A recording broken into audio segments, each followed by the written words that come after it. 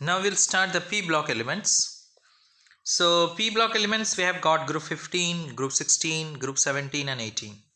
So we will start with the P block elements with group 15 only. You know the group 15, that is the periodic table consists of nitrogen, phosphorus, arsenic, antimony and bismuth. Collectively the group 15 elements are called as nicogens. We can say that because these they are known as nicogens because we have got the word nicogens from nicomides means they have got some smell, we can say that, means some what you can say, pungent smell. Yes, ammonia has got a pungent smell, phosphine have got a pungent smell. So due to the smell we can say that they are known as nicomides. Alright, they are known as, and hence from the nicomides we have got the word nicogens, we can say that. Due to the smell, due to some obnoxious smell, due to some pungent smell, we can say that it is known as nicomides, and hence it is called as nicogens. These elements are. So what you find is that the first member of the group, that is nitrogen, occurs both in the free state as well as in the combined state. Got it? It is only 33rd most abundant element by mass in the Earth's crust. Alright, it is the 33rd most abundant elements. And in the combined state, nitrogen we are getting in the form of salt like NaNO3, child saltpetre, KNO3, there is Bengal saltpetre, we can say that, and ammonium salts in the Earth's crust, we can say. Clear? So it is also found in many amino acids and proteins and nucleic acids, which is vital for all living beings, we can say that. Clear? Now this is about nitrogen, little bit I said you. Now coming to phosphorus, it is a very reactive element. It is the most, it is the 11th most abundant element, we can say that, in the nature. So it is being very reactive. It does not occur in the free state in nature, phosphorus. In the combined state it occurs as phosphates. Got it? And the minerals are phosphorite like Ca3PO4 whole twice, fluoropatite, Ca3PO4 whole twice, dot CaF2, chloropatite is dot CaCl2, Ca3PO4 whole twice, dot CaCl2, in this way we'll have it. Arsenic, antimony and bismuth, the elements are not very abundant, we can say, in the nature.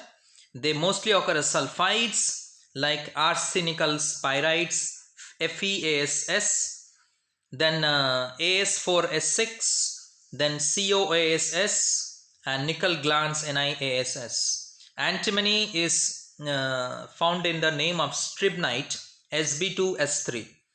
Bismuth in bismuth glans, that is Bi2S3, and what you can say, bismuthite, BiO whole twice CO3, BiO whole twice CO3, we can say that.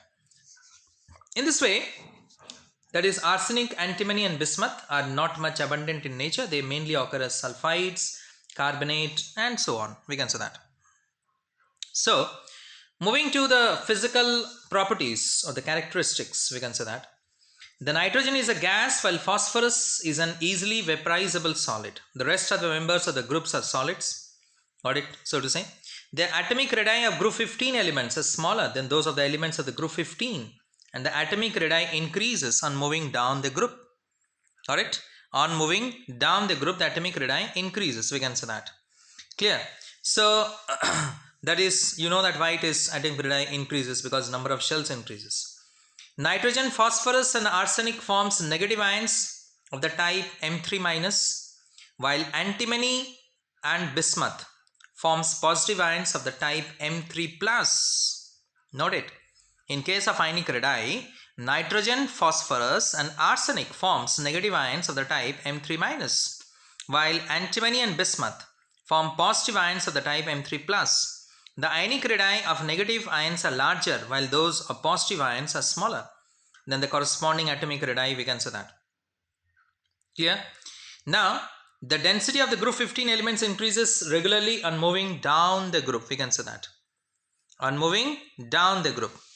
So, now, next is the ionization enthalpies of what you can say of group 15 are much higher than those of the corresponding elements of group 15. Group 14. Down the group, the ionization enthalpies decreases regularly. Alright, down the group, ionization enthalpy decreases because atomic size increases.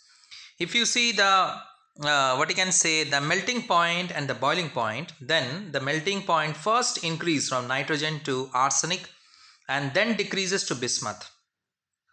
The boiling points, however, show a regular increase in going from from nitrogen to bismuth. The boiling points, however, show a regular increase in going from nitrogen to bismuth. Now, what is the reason? I told you the melting point first increase from nitrogen to arsenic.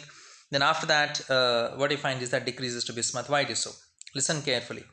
The lower melting points of antimony and bismuth than expected values are due to their tendency to form 3 covalent bonds instead of expected 5 due to inert pair effect.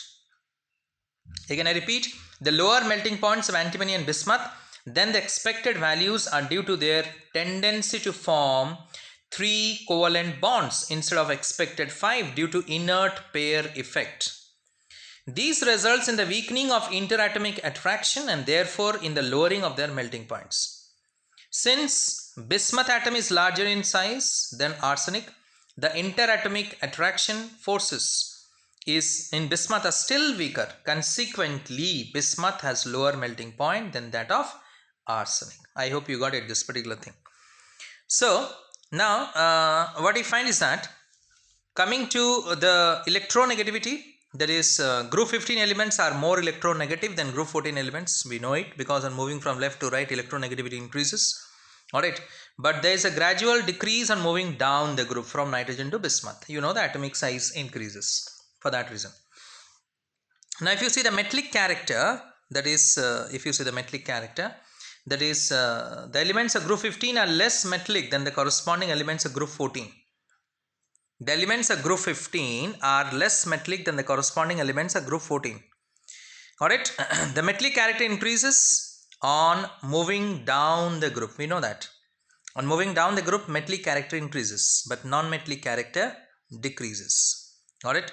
So, what you find is, that is on the screen you can see the first, that is the first 2 elements of this group, nitrogen and phosphorus, are non-metals. The next 2, arsenic and antimony, are metalloids, while bismuth is a typical metal. In other words, the metallic character increases from nitrogen to bismuth. We can say that. Got it? In other words, the metallic character increases from nitrogen to bismuth. Got it? Melting point I have already discussed with you. Clear? Now, the reason I will give you for the metallic character, due to smaller atomic radii and higher nuclear charge and also high ionization energy, the elements of group 15 are less electropositive and hence less metallic than those of group 14. Alright, as one moves down the group, the atomic size increases and ionization energy decreases. Thus, the valence electrons get less tightly held by the nucleus and can be removed with a progressively increasing ease. We can remove it, the valence electrons, easily. A little bit of energy is required. Consequently, the electropositive character and hence the metallic character increases. Got it? Consequently, the electropositive character and the metallic character increases on going from nitrogen to bismuth. Nitrogen and phosphorus are non-metals. Arsenic and antimony behave as metalloids. Already I said you, well, bismuth is a typical metal. We can say that. Now, except nitrogen and bismuth, all the elements of this group shows allotropy.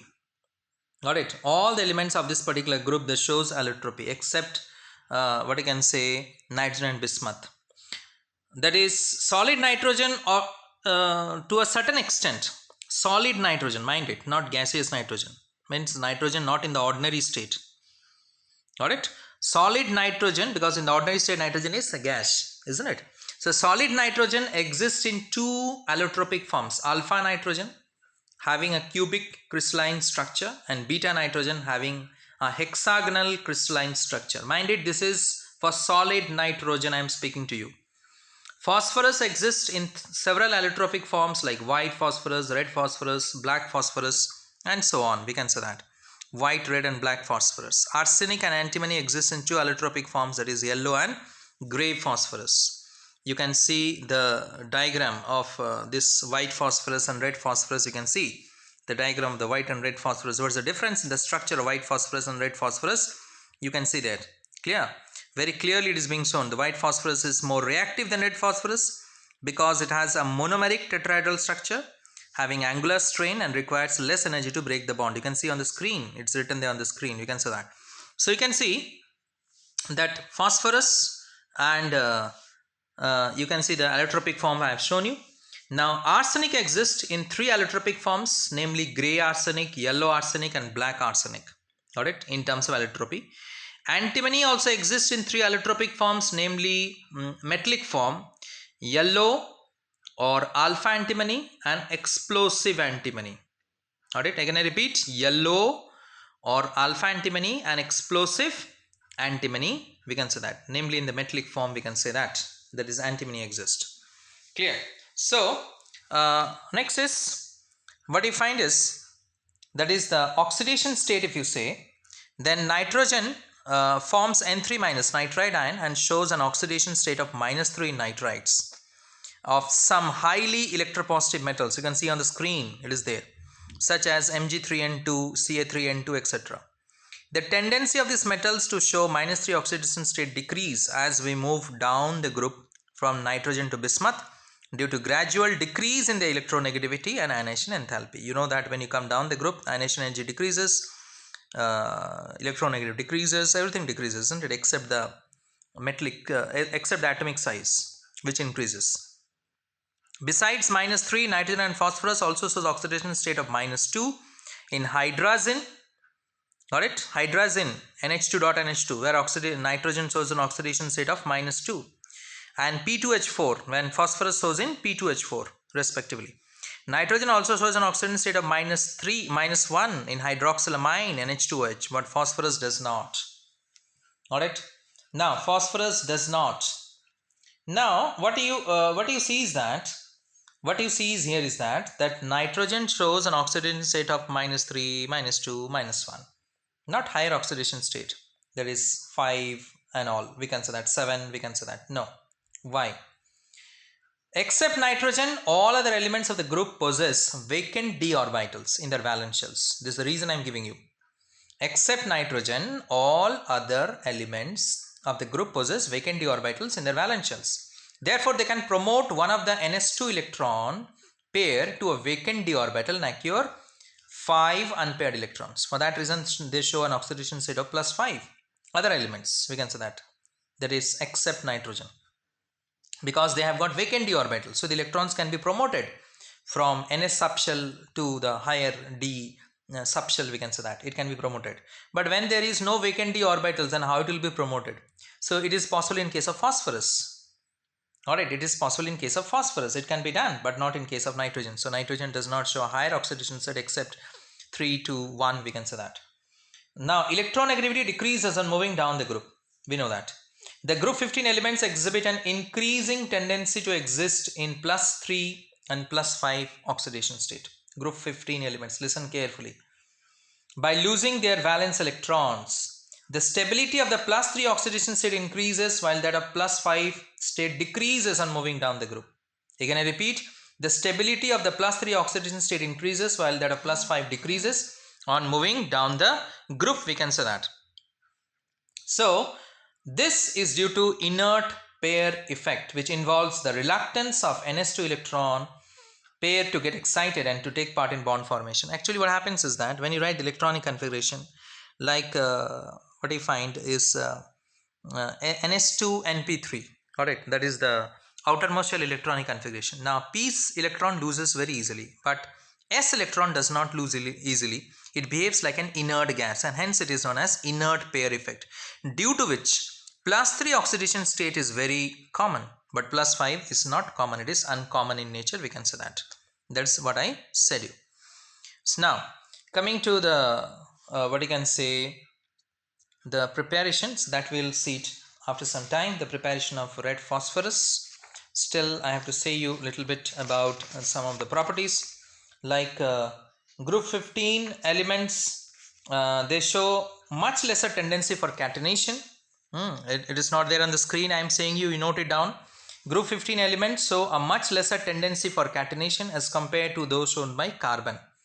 Nitrogen forms a chain of 2 atoms in hydrogen, NH2 dot NH2. It forms a chain of 2 atoms, isn't it? Phosphorus shows a distinct tendency for catenation by forming several open chain and cyclic compounds in which several phosphorus atoms are linked together. For that reason, you find several allotropes of phosphorus, white, red, black and all. Alright. Other elements practically shows no tendency for catenation. Other elements like bismuth, antimony, got it? Say they do not have any tendency for catenation. They don't have any tendency for catenation. Nitrogen shows a little lesser tendency for catenation. Phosphorus is little bit, arsenic, antimony and bismuth not at all. They do not have any tendency for catenation, we can say that. Got it? Because that is the lesser tendency of other elements compared to that of carbon is due to the much lower M single bond M bond energies.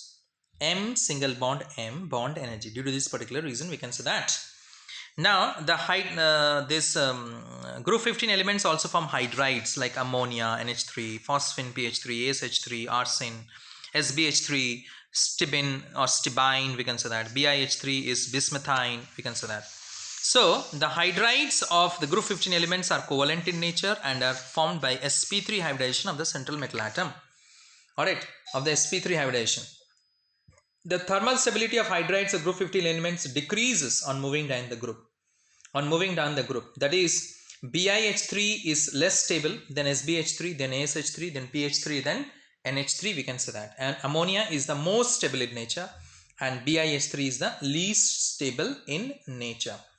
That is, on moving down the group, what happens is that the bond length increases. So MH bond energy decreases. MH means metal, that is nitrogen with hydrogen. M here stands for the group 15 elements, understood? Yeah. So that is the bond energy decreases and consequently the thermal stability of the hydride decreases on moving down the group. Alright. Now next is this reducing character of the hydrides, the group 15 elements increases on going from NH3 to BiH3.